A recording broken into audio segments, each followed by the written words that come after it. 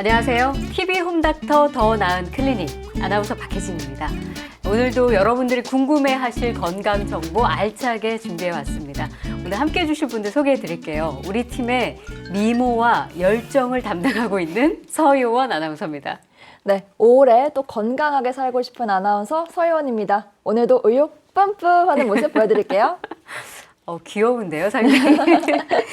자, 그리고 지난주에 이어서 또 함께 해 주실 분인데요. 영상의학과 전문의 김성아 선생님 나와주셨습니다. 네, 안녕하세요. 지난주에도 제가 정보를 더 많이 얻어갔는데 이번 시간에도 더 많은 정보들 얻어가고 그다음에 제가 알고 있는 거 많이 여러분들께 가르쳐 드리겠습니다. 네. 감사합니다. 선생님도 뿜뿜 한번 해주세요. 열정을 가지고 오늘 하시겠다는. 열정을 가지고 열심히 하겠습니다. 의욕 뿜뿜. 자, 이렇게 열정적입니다. 이 건강 정보 여러분들에게 알려드리기 위해서. 자, 그리고 마지막으로 오늘 주제에 대해서 자세하게 그리고 친절하게 설명해 주실 선생님 소개해 드립니다. 가정의학과 전문의 고을용 선생님 나와주셨습니다. 안녕하십니까. 검진센터장으로 일하고 있습니다. 가정의학과 전문의 고을용입니다. 네. 선생님도 의욕 뿜뿜 하시죠? 예, 의욕 뿜뿜하겠습니다. 오늘 정말 중요한 주제로 이야기 나눕니다. 여러분들 펜과 종이 준비하셨죠? 자, 지금부터 본격적으로 시작해 보겠습니다.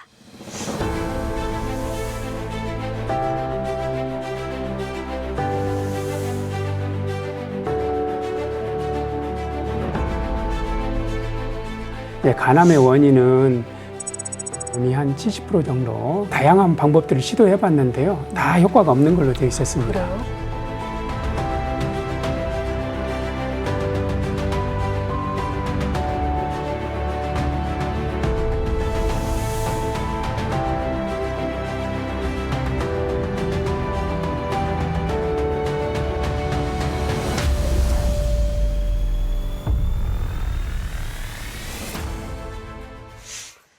네, 오늘의 주제는 암입니다. 예, 우리나라 사망 원인 1위가 암인 만큼 정말 많은 분들이 관심도 많고 또 그만큼 걱정도 많으실 텐데요. 한국인의 이 암 발병률이 그렇게 높은가요, 선생님? 예, 예전에 비해서 많이 증가했습니다. 최근 한 20년간 통계를 보면은 한 20년 전에 비해서 한 2배 이상 증가한 걸로 되어 있습니다. 네.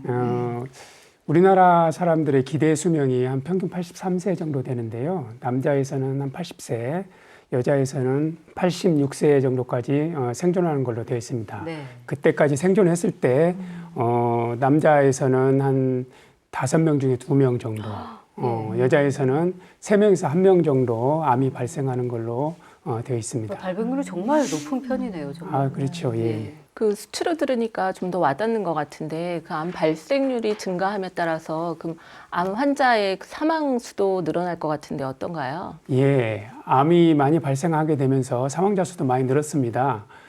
우리나라 현재 사망자 수로 1위가 암인데요. 암이 원인인 경우인데 통계를 보면 2018년 통계청에서 발표한 바를 보면 한 우리나라 인구 중에서 암으로 사망하는 사람이 한 26.5% 사망자 중에서 암으로 사망하는 경우가 그렇게 돼 있습니다.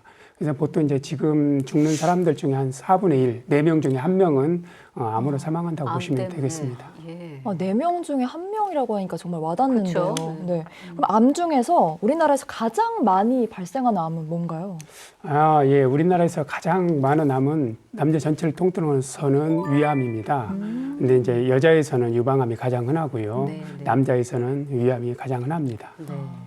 사실 흔히 뭐 종양이 발견됐다 이러면은 다들 아 이거 암인가 하고 덜컥 겁을 먹게 되는 경우가 있는데 종양이 그렇다고 해서 다 암은 아닐 텐데요. 예. 어떤 걸 암으로 보는 건가요?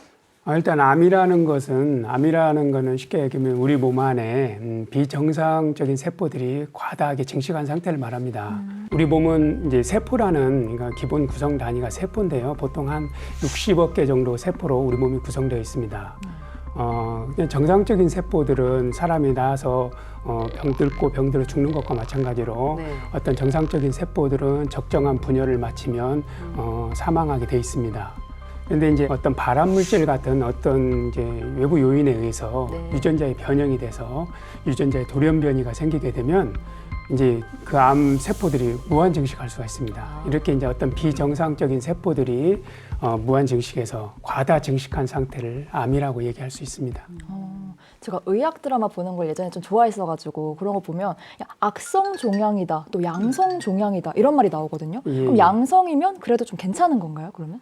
아, 그렇죠. 예, 양성이라고 해서 좋은 건 아니고요. 악성에 비해서 상대적으로 덜 나쁘다고 얘기합니다. 근데 이제 양성 종양은 특징 자체가 주변 조직을 침범하지도 않고 다른 데로 전이 되지도 않고 네. 그래서 그 부위만 제거를 하게 되면 대부분 뭐 특별한 문제는 없습니다. 네. 근데 이제 악성 종양 같은 경우는 성장도 아주 빠르고 네.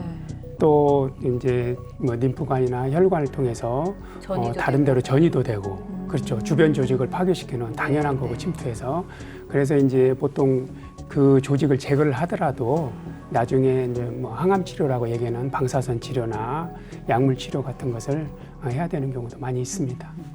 그 앞에서 암은 유전자의 돌연변이를 일으켜서 생기는 거라고 말씀을 하셨는데 이런 현상을 일으키는 원인이 뭐가 그렇죠. 있을까요? 이제 보통 이제 WHO의 이제 암연구소라는 산하 기관이 있는데요. 네. 거기에서 보고한 바에 따르면은 우리의 암의 원인의 한 90% 정도는 그 이상이 환경적인 요인으로 되어 있습니다. 아, 거기에- 환경 요인이 90%라고요? 예, 그 이상. 그리고 이제 유전적인 요인이 한 5 내지 10% 정도 차지한다고 되어 있는데요.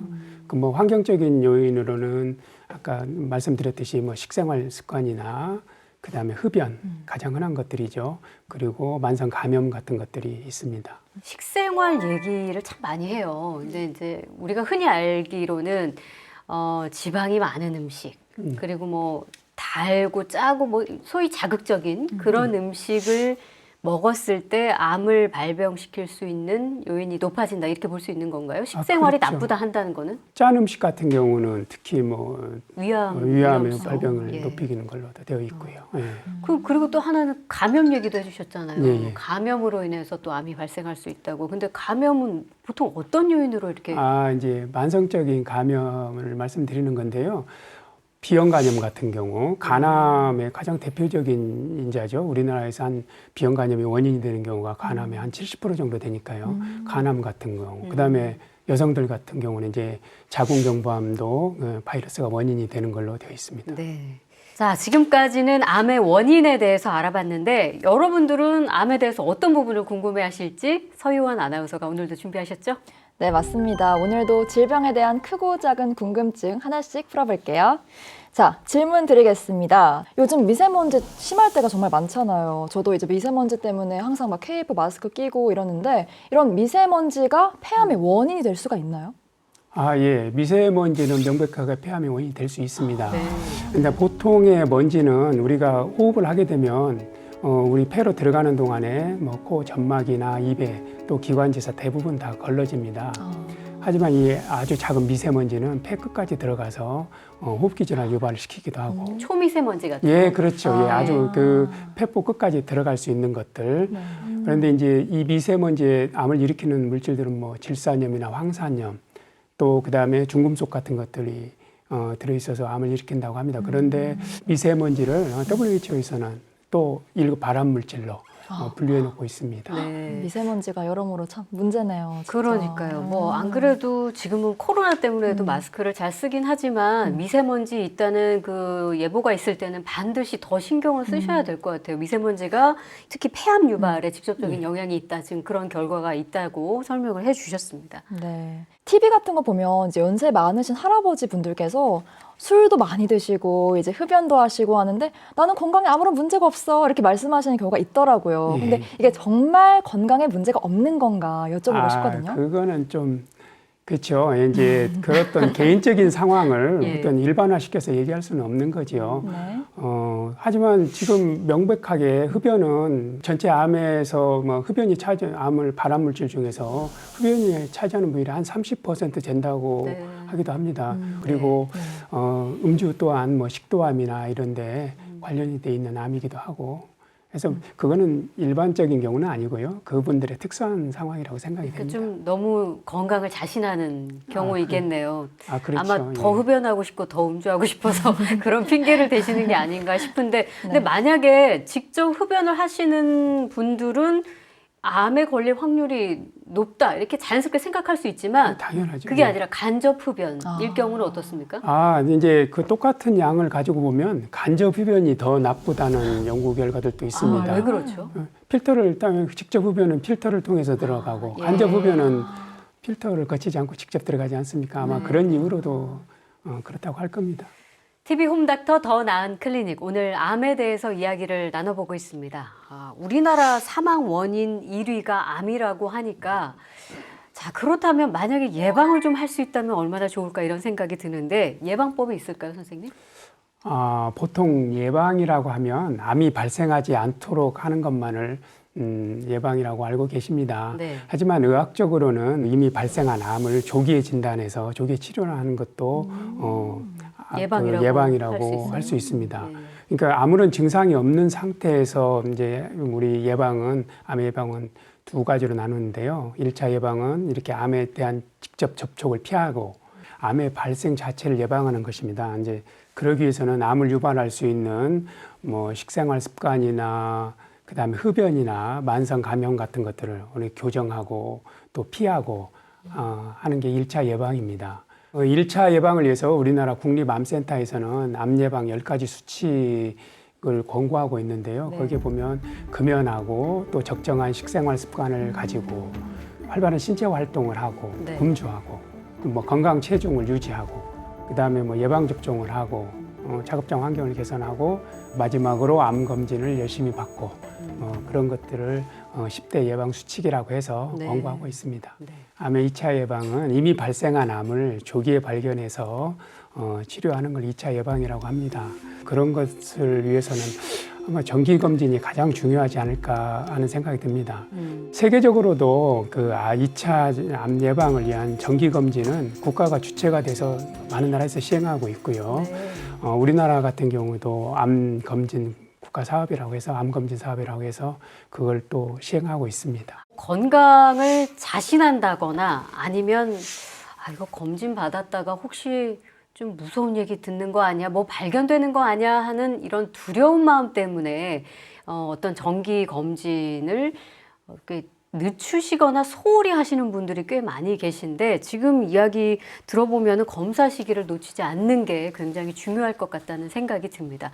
아까 선생님께서 그래서 국가 차원에서 이 암 검진 사업을 시행한다 이렇게 말씀해 주셨는데 그거 좀 더 자세하게 설명해 주실까요? 국가 암 검진은 보통 이제 우리나라에서 흔하고 문제가 될 수 있는 암들 골라서 6대 암 검진을 시행하고 있습니다. 위암 같은 경우는 40대 이상의 남녀에서 2년에 한 번씩 위 내시경이나 위장 조형 촬영을 해서 그 검사를 하도록 하고 있고요. 네. 대장암 같은 경우는 50세 이상에서 1년에 한 번 분별 자멸 검사를 실시하고 50대 이상에서 1년에 한 번. 1년에 네. 한 번요. 그리고 거기서 이상이 나온 경우, 이상 소견이 보인 경우에는 대장 내시경이나 대장 이중 조형 촬영을 해서 암을 진단하도록 하고 있고요. 또 그다음에 간암 같은 경우는 40대 이상의 고위험군을 대상으로 1년에 2차례 초음파 검사와 피 검사를 통해서 암 검진을 시행하고 있습니다. 네. 근데 뭐 고위험군은 뭐 간경화증이 있다든지 B형 간염 항원이 있다든지 C형 간염 항체가 있다든지 이러한 고위험군들에 대해서 40세 이상에서 시행을 하고 있고요. 그 다음에 여성암으로 이제 유방암은 40세 이상의 여자에서 2년에 한 번씩 유방 촬영을 하고 있고, 네. 그 다음에 자궁경부암은 20세 이상의 여자에서 2년에 한 번씩 또 자궁세포 검사를 하고 있고요. 또 최근에 추가된 폐암은 고위험군을 대상으로 2년에 한 번씩 저설량 흉부 CT를 사용해서 검사를 하고 있습니다. 네. 듣다가 갑자기 생각이 났는데 사실 암 종류가 굉장히 많잖아요. 근데 이렇게 딱 6대 암으로 정해놓은 이유 같은 게 있을까요? 항상 그 검진을 할 때는 사회 경제적으로 득이 되는 거를 따져서 하는데요. 우리나라에서 가장 그 남녀에서 흔한 위암, 대장암, 간암, 그리고 폐암, 갑상선암, 그 5개 암 중에서 갑상선암을 제외한 4개 암, 그리고 여성암 중에서 흔한 유방암이나 그다음에 자궁경부암, 그걸 통해서 합해서 6개의 암에 대해서 국가 암 검진 사업을 시행하고 있습니다. 이제 갑상선암은 사실은 우리나라에서는 두 번째로 발생자 수도 많고 그렇긴 하지만은 실제로 자라는 것도 느리고 또 생명이 위협이 되는 경우도 많지 않고 네.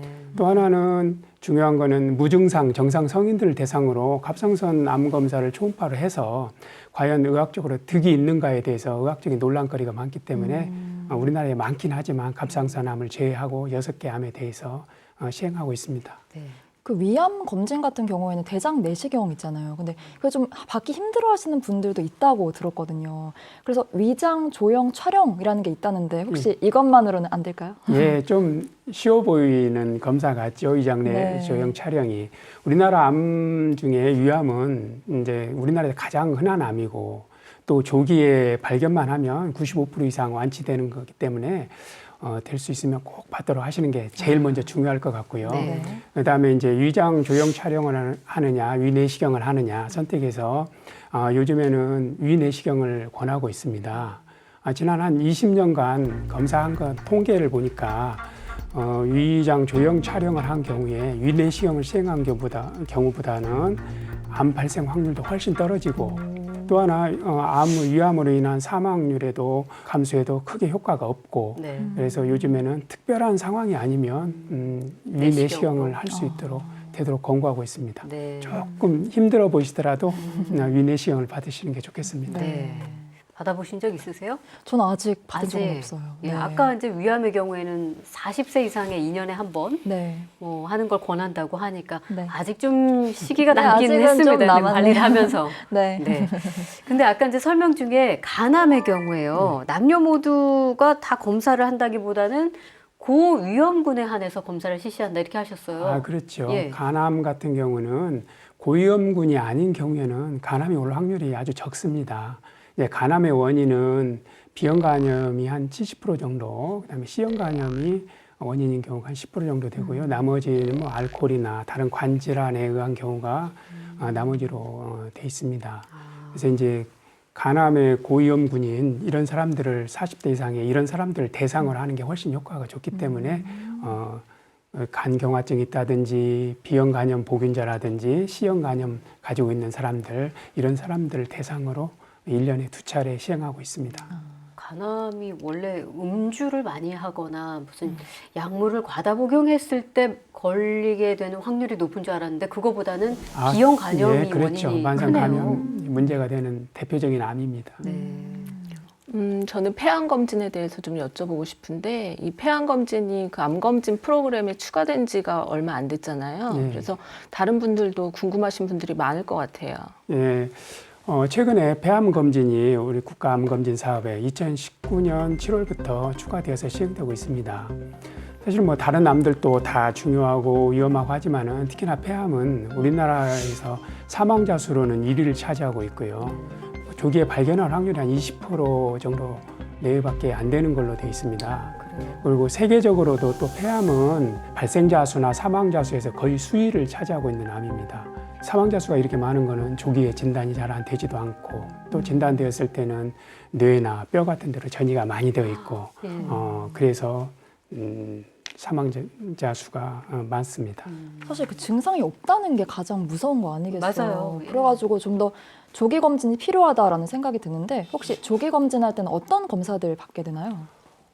폐암 조기 검진에 대해서 말씀을 드리면 폐암을 조기에 진단하기 위해서 사실은 예전부터 여러 가지 시도들이 있었습니다. 뭐 엑스레이를 이용해서 해본다든지 가래 검사를 해본다든지 또 종양 표지자라고 하는 혈액을 이용해서 하는 그 검진 같은 조기 검진을 폐암 조기 검진을 위해서 이게 다양한 방법들을 시도해봤는데요, 다 효과가 없는 걸로 되어 있었습니다. 그래요? 그러다가 이제 최근에 이런 이제 어떤 식으로 폐암 검사를 해야 조기 검진으로 효과가 있는가 그런 거에 대한 어떤 논란을 이제 종식시키는 어떤 연구 결과들이 나오게 됐는데요. 저설량 CT라는 흉부 CT를 사용해서 선별 검사를 해봤더니 조기 폐암을 발견하는 확률도 높고 또 폐암으로 인한 사망자 숫자도 의미 있게 감소시키고 했다는 보고를 했고요. 그 뒤로 유럽에서도 저설량 흉부 CT를 사용해서 폐암을 조기 검진하는 것이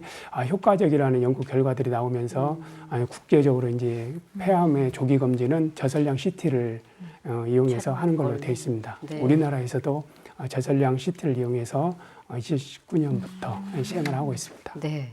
근데 그 폐암에 대한 고위험군을 가진 그 대상은 뭐 어떤 분들을 얘기하는 건가요? 좀 말은 좀 폐암의 고위험군은 조금 말이 어렵습니다. 네. 이제 그 54세에서 74세 사이에 30감년 이상의 흡연력을 가진 사람, 또 그리고 금연한 지 15년이 지나지 않은 네. 30감년 이상의 흡연력을 가진 사람들, 말이 좀 어렵죠. 예. 이제 감년이라는 거는 1년에 한 갑을 1년 피웠을 때 1감년이라고 합니다. 그러면 30감년이면 하루에 2갑 피웠던 사람은 15년 정도만 지나면 벌써 30감년이 그러네요. 되겠죠. 예. 예, 30감년 이상의 그런 사람들이 그 나이에 30감년 이상 된 사람들이 고위험군이라고 합니다. 근데 사실 그 CT 촬영이라고 하면 말만 들어도 좀 겁나고 좀 무서운 게 있거든요. 내가 뭔가 문제가 있나? 약간 이런 생각도 들고 그래도 꼭 필요한 거겠죠? CT 촬영? 당연하죠. 아. 예, 병원에서 혹시 CT를 찍어보세요 하면 네. 어떤 병변을 찾기 위해서 그렇게 네. 권하시는 거니까 하시는 게 좋고요. 보통 이제 우리가 그 폐 검사를 기본적으로 한다고 하면 엑스레이 찍습니다. 그런데 엑스레이는 이제 2차원적으로 검사 앞뒤로 찍는 거라서 어떤 심장이나 그 갈비뼈나 또 횡격막 같은데 어떤 병변이 가려져 있다면 발견하기가 좀 쉽지 않습니다. 네. 근데 뭐 최근에 이제 뭐 AI가 인공지능이 이제 의료계에도 도입이 돼서 흉부 엑스레이를 판독하는데도 조금 도움이 되는 부분이 있습니다. 잘 보이지 않았던 부분들을 발견하는데 조금 더 수월해진 부분이 있긴 하지만 네. 그래도 CT는 CT입니다. 예. 저희가 지난주 주제가 유방암이었잖아요. 그때도 이 의료계에 AI 영상 판독을 하는데 인공지능 기술이 도입돼서 많이 지금 뭐 도움을 주고 있다 그 얘기를 했었는데 폐 질병 검사할 때도 인공지능 기술이 지금 사용이 된다고 하니까 의학계가 이제 점점 더 첨단화되고 있다 이런 생각이 듭니다.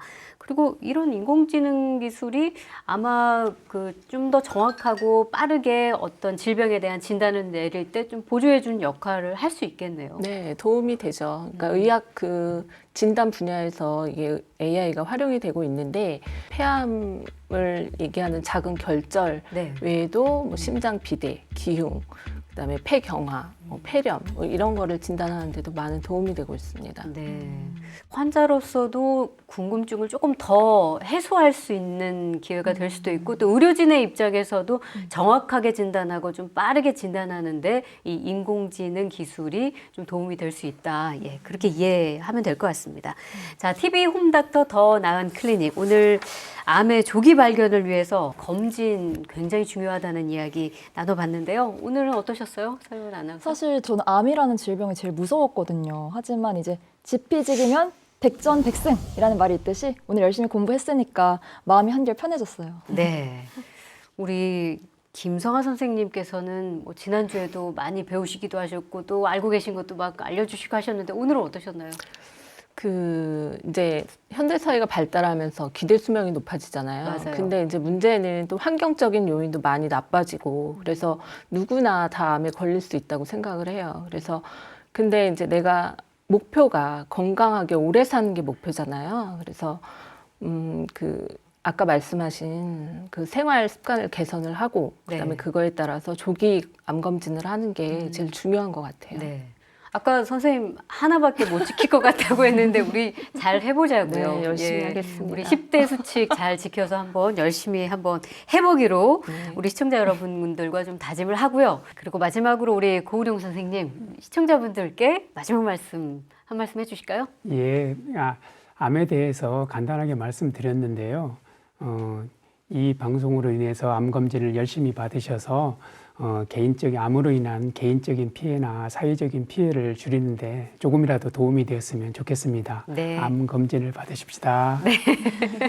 좀 더 이렇게 강력하게 해주셨으면 좋았을 법하죠. 예, 암 검진 꼭 받으시라고 예 당부해 주셨습니다. 오늘 함께해 주신 세 분 고맙습니다. 맞습니다. 감사합니다. 네. TV 홈닥터 더 나은 클리닉. 오늘 준비한 소식은 여기까지고요. 저희는 다음 주 월요일 저녁에 더욱더 알찬 건강 정보 가지고 돌아오겠습니다. 고맙습니다.